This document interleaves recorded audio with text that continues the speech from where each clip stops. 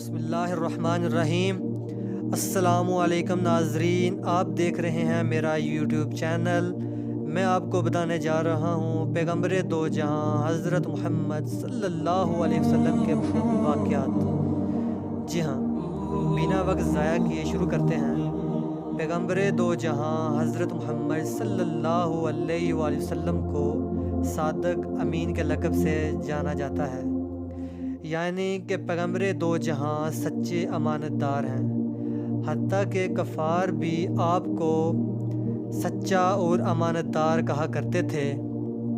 مسلمان ہونے کے ناطے ہم جانتے ہیں کہ پیغمبر دو جہاں اللہ کے آخری نبی ہیں۔ آپ کی زندگی ہمارے لیے بہترین نمونہ ہے۔ ہمیں بھی چاہیے کہ ہم آپ کے نقش قدم پر چلیں، جیسا کہ انبیاء کرام چلا کرتے تھے۔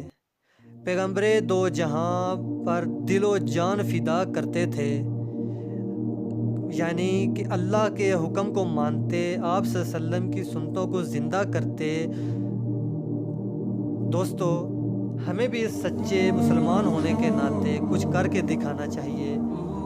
مطلب کہ ہمیں سنت کے مطابق کپڑے پہنیں، سنت کے مطابق سر کے بال رکھیں، داڑھی رکھیں۔ جی ہاں، ہمارا اٹھنا بیٹھنا جاگنا ملنا جلنا سنت کے مطابق ہونا چاہیے۔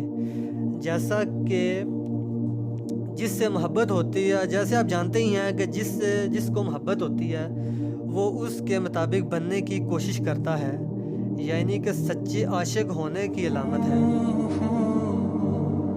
پیغمبر دو جہاں حضرت محمد صلی اللہ علیہ وآلہ وسلم کی محبت میں ایک شعر پیش کرنا چاہتا ہوں، دھیان سے سنیے۔